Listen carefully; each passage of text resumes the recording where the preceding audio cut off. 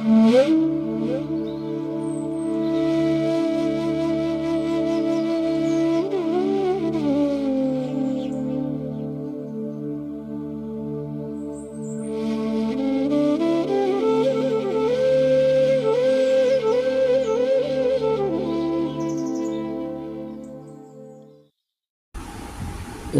নিরঞ্জনং নিত্যমনন্তরূপং ভক্তানুকম্পাধৃতবিগ্রহং বৈ ঈশাবতারং পরমেশমিড্যং তং রামকৃষ্ণং শিরসা নমামি। নমস্কার। শ্রী শ্রী ঠাকুর, শ্রী শ্রী মা এবং স্বামীজি মহারাজের রাতুল চরণে ভুলুণ্ঠিত প্রণাম জানাই। আজ অতি পুণ্য দিন। ভগবান শ্রীরামকৃষ্ণ পরমহংসদেবের অন্তরঙ্গ লীলা পার্ষদ, যাকে ঠাকুর স্বয়ং ঈশ্বর কোটি বলে নির্দেশ করেছিলেন, স্বামী নিরঞ্জনানন্দজি মহারাজ, তাঁর আজকে পূর্ণ আবির্ভাব তিথি এবং সেই সঙ্গে আজকে রাখি বন্ধন। অত্যন্ত পবিত্র একটি দিন, যেখানে ভাই বোনের সেই পবিত্র মাঙ্গলিক রক্ষাবন্ধন বা রাখি বন্ধনের পূর্ণ পবিত্র দিনে আমরা সমস্ত দিদিদের চরণে, বোনেদের চরণে ভুলুণ্ঠিত প্রণাম এবং শুভেচ্ছা জানাই। সকাল থেকে বহু দিদিরা এবং বোনেরা রাখি পাঠিয়েছেন, শুভেচ্ছা জানিয়েছেন, আশীর্বাদ করেছেন। আমি প্রত্যেকের কাছে কৃতজ্ঞ এবং ভগবানের কাছে তাদের আন্তরিক মঙ্গল প্রার্থনা করি। আমার নিজের দিদি উর্মি বোস, সঞ্চিতা মুখার্জি, দেবাত্মিকা, দেবস্মিতা, শর্মিষ্ঠা, পূজা, তমা, শর্মিষ্ঠা দি এবং আরও দিদিরা রয়েছেন। সুদূর অস্ট্রেলিয়ায় সঙ্ঘমিত্রা দি রয়েছেন। রামকৃষ্ণ বিবেকানন্দ ভাব আন্দোলনের জগতে ডক্টর সুস্মিতা ঘোষ দিদি, আর অন্য অনেক দিদিরাই রয়েছেন। প্রত্যেকের নাম হয়তো বলতে পারলাম না। লিপি দি, লিপিকা সেন, এদের প্রত্যেকের কথা বারবার আজকের দিনে মনে পড়ছে। সেই সঙ্গে আমরা আজকে নিরঞ্জনানন্দজি মহারাজের কথা স্মরণ করব, যিনি 1862 খ্রিস্টাব্দে শ্রাবণ পূর্ণিমার দিনে 24 পরগনা জেলার রাজারহাট বিষ্ণুপুর গ্রামে জন্মগ্রহণ করেছিলেন। তার পিতার নাম ছিল অম্বিকাচরণ ঘোষ এবং তার পূর্বাশ্রমের নাম ছিল নিত্য নিরঞ্জন ঘোষ। নিরঞ্জন মহারাজ যখন দক্ষিণেশ্বরে আসেন, তখন ঠাকুর ভক্ত পরিবেষ্টিত ছিলেন। সন্ধ্যার সময় সকলে উঠে গেলে এই নিরঞ্জন মহারাজ ঠাকুরের পাশে এসে বসলেন এবং তার পরিচয় নিলেন ঠাকুর। এবং কথা প্রসঙ্গে ঠাকুর নিরঞ্জন মহারাজকে বললেন, দেখ নিরঞ্জন, ভূত করলে ভূত হয়ে যাবি, আর ভগবান করলে ভগবান হওয়াই ভালো, হয়ে যাবি। তো কোনটা হওয়া ভালো? নিরঞ্জন মহারাজ উত্তর দিলেন যে তা ভগবান হওয়াই ভালো। ফলত ঠাকুর সেদিন নিরঞ্জন মহারাজকে ভুতুরেদের সঙ্গ ত্যাগ করতে বললেন। সেজন্য প্রথম দর্শন সম্পর্কে লাটু মহারাজ বলেছিলেন যে নিরঞ্জনবাই দক্ষিণেশ্বরে যেদিন প্রথম গিয়েছিল, সেদিন ঠাকুর তাকে বলেছিলেন যে দেখ, তুই যদি সংসারের 99টা উপকার করিস আর একটা উপকার করিস, তবে তোকে লোকে আর দেখতে পারবে না। কিন্তু ঈশ্বরের কাছে তুই যদি 99টা অপরাধ করিস আর একটা তার প্রীতির কাজ করিস, তাহলে তিনি তোর সব অপরাধ মার্জনা করবেন। মানুষের ভালোবাসায় আর ভগবানের ভালোবাসায় এত তফাৎ জানবে।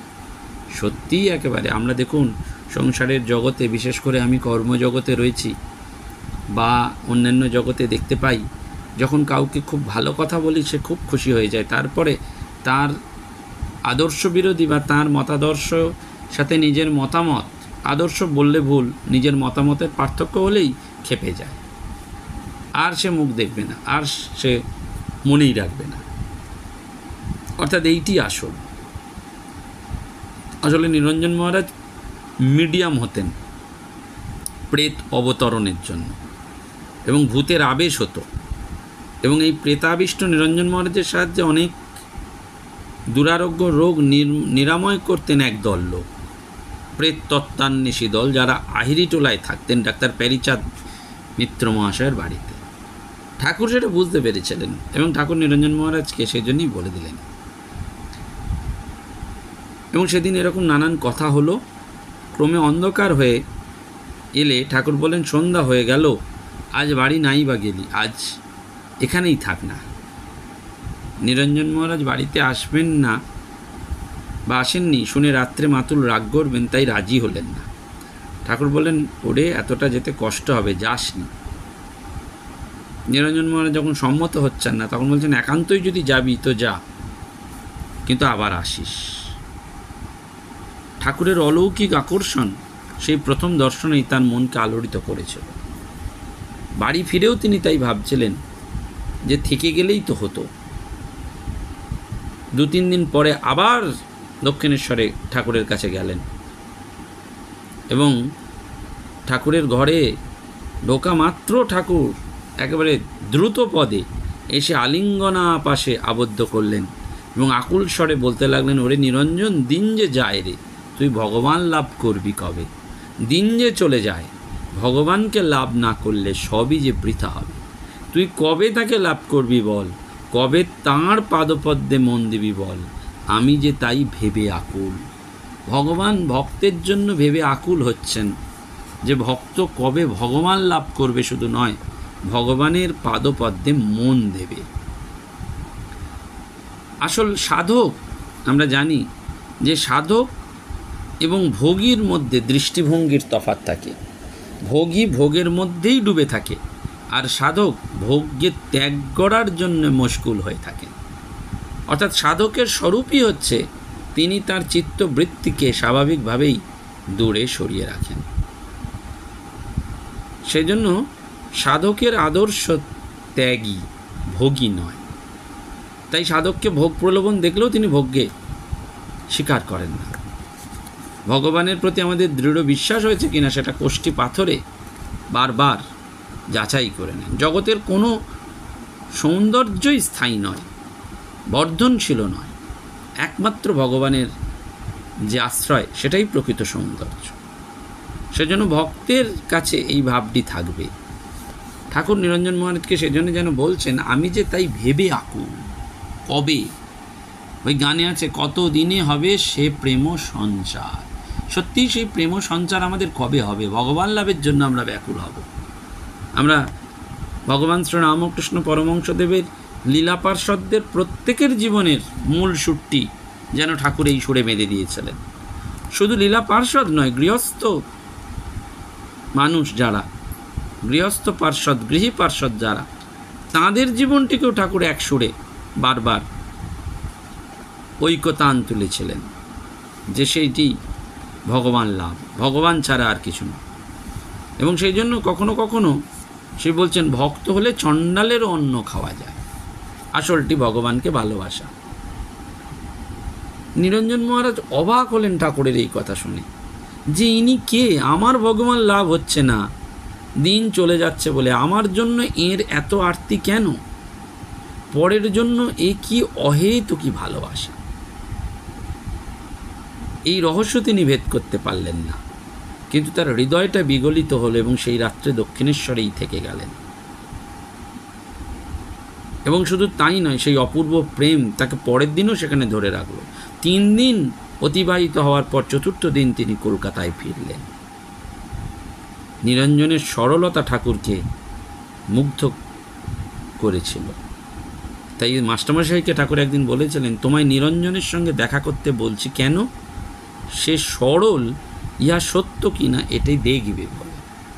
সরলতা না থাকলে ভগবান লাভ হয় না, এবং সরলতা বহু জন্মের তপস্যার ফল। 1884 খ্রিস্টাব্দের 15ই জুন কাঁকুরগাছিতে শ্রীযুক্ত সুরেন্দ্রর বাগানে এক মহোৎসবে ঠাকুর গিয়েছিলেন। কীর্তনের শেষে ভক্ত সঙ্গে বসে আছেন, এমন সময় নিরঞ্জন এসে ভূমিষ্ঠ হয়ে প্রণাম করলেন।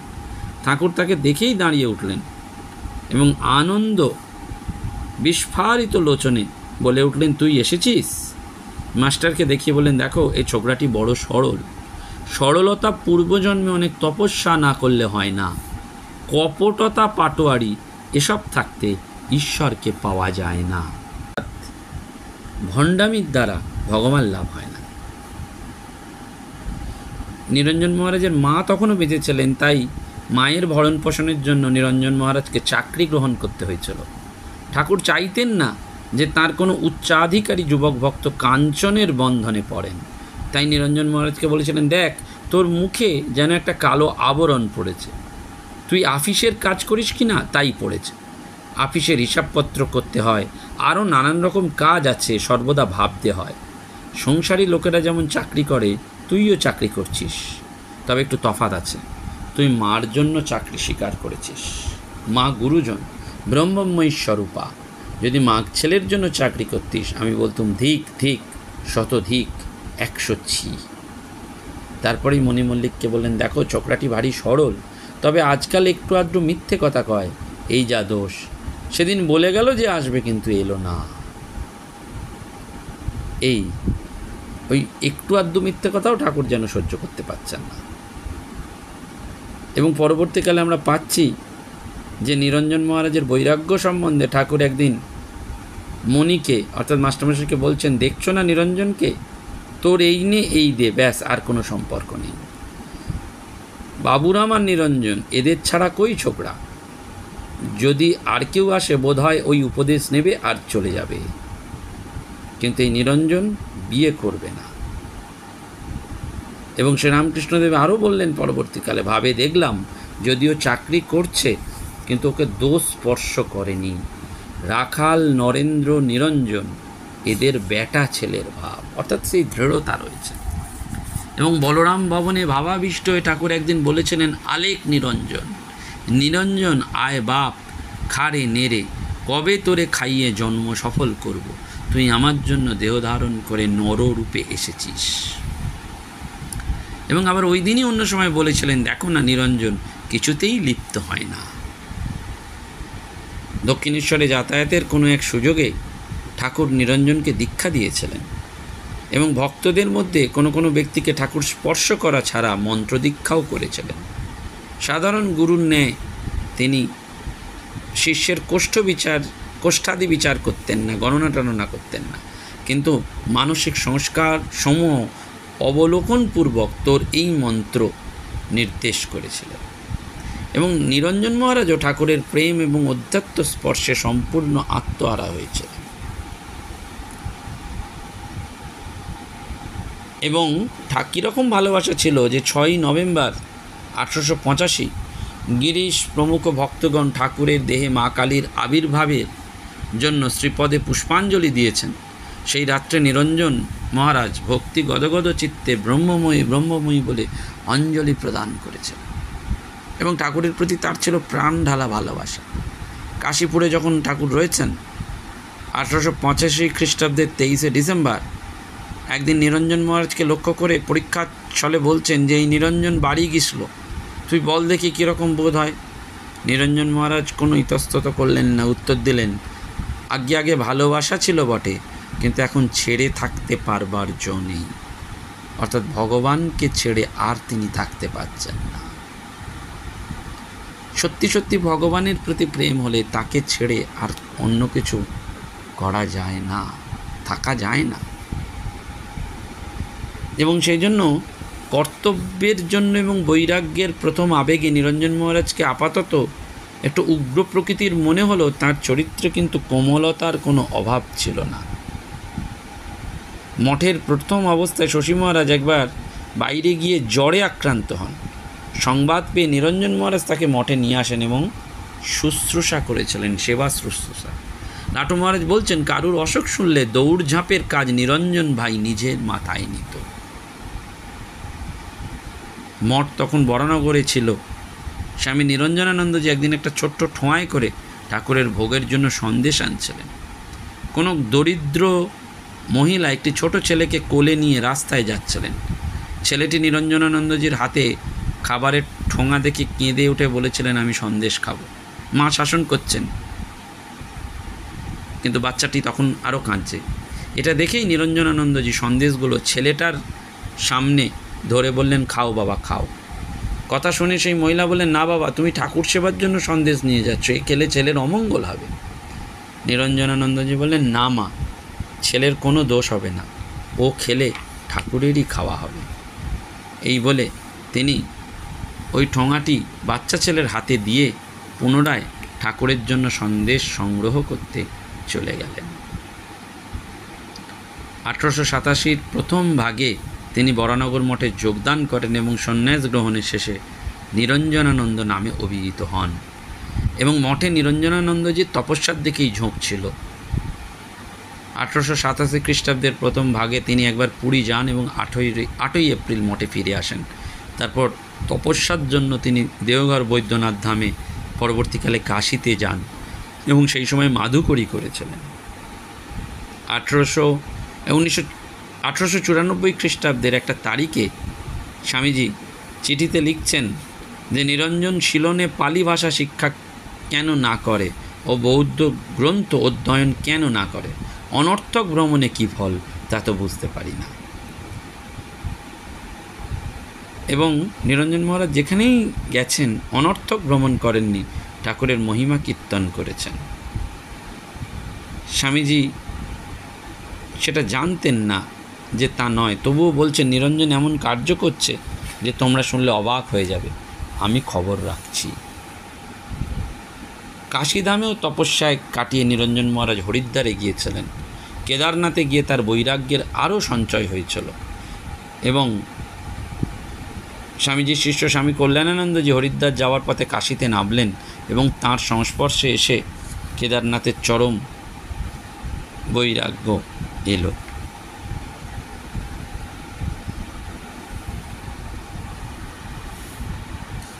মাতা ঠাকুরানীর প্রতি স্বামী নিরঞ্জনানন্দজির অত্যন্ত শ্রদ্ধা ছিল। স্বামীজি একটি চিঠিতে লিখছেন, নিরঞ্জন লাঠিবাজি করে কিন্তু তার মায়ের ওপর বড় ভক্তি, তার লাঠি হজম হয়ে যায়। অর্থাৎ এই ডানপিটে মানুষটির অন্তঃস্থল যে কত কোমল ছিল সেটি বোঝা যায়। তখনকার দিনে অনেক ভক্ত শ্রী মাকে শুধু ঠাকুরের স্ত্রী হিসাবেই জানতেন। জগজ্জননী রূপে অনেকের হৃদয়ে তিনি তখন প্রকটিত হন। এই সময় একজন জনৈক ভক্ত দানাকালীর বাড়িতে উপস্থিত হয়ে ঠাকুরের বিভিন্ন প্রকার ছবি দেখতে পেলেও মায়ের ছবি না দেখার কারণ জিজ্ঞাসা করলে দানাকালী ঠাকুরকে দেখে বলেছিলেন, ইনি আমার মা, ইনি আমার বাবা। এই ঘটনা গিরিশবাবুর কাছে বললে তিনি বলেছিলেন, আমি কি প্রথমে মানতুম, নিরঞ্জনই আমার চোখ খুলে দিল। অর্থাৎ মা ব্রহ্মময়ী শ্রী নিরঞ্জন মহারাজ। স্বামীজির দেহত্যাগের পর নিরঞ্জন মহারাজও অধিক দিন ধরাধামে ছিলেন না। 1904 খ্রিস্টাব্দে 9 মে প্রাণঘাতী রোগ, তিনি আমাশায় ভুগছিলেন এবং তারপরে বিসূচিকা রোগ হওয়ার ফলে তিনি চিরতরে সমাধিমান হলেন।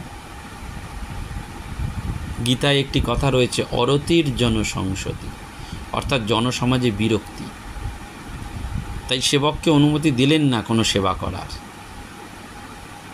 যখন সেবক এগিয়ে যাচ্ছেন তাকে একটু সেবা করার জন্য, তখন নিরঞ্জন মহারাজ বললেন, তুমি কি আমায় নিশ্চিন্ত মনে মরতেও দেবে না? অর্থাৎ ওই যে যারা বীর হন, মহাপুরুষ হন, তারা মৃত্যুটাকে হাসি মুখে বরণ করে নেন। আজকের দিনে আমরা সমস্ত দিদি বোনেরা, ভাইদের, দাদাদের মঙ্গল প্রার্থনা করি। সত্যি সত্যি সেই মঙ্গল হচ্ছে যেন অন্তরটা আমাদের শুদ্ধ পবিত্র হয়, দিন দিন যেন আমাদের চেতনার জাগরণ হয় এবং মৃত্যুকে যেন আমরা ভয় না পাই।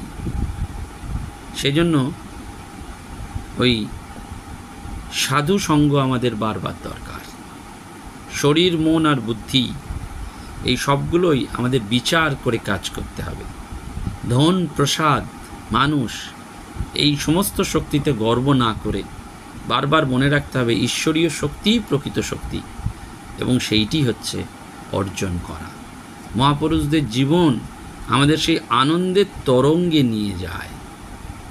সেই আনন্দের ভেলাতে আজকের রাখি পূর্ণিমায় যেন আমরা প্রত্যেকে স্মরণ করি এবং এই জীবনের লীলা কাহিনী শুনে যেন ধন্য হতে পারি। আসন্ন দুর্গাপূজার প্রাক লগ্নে কিছু গরিব সন্তানদের মুখে হাসি ফোটানোর জন্য আমি আপনাদের সাহায্য একান্তভাবে প্রার্থনা করছি। নমস্কার, ধন্যবাদ। প্রাণারাম প্রাণারাম প্রাণা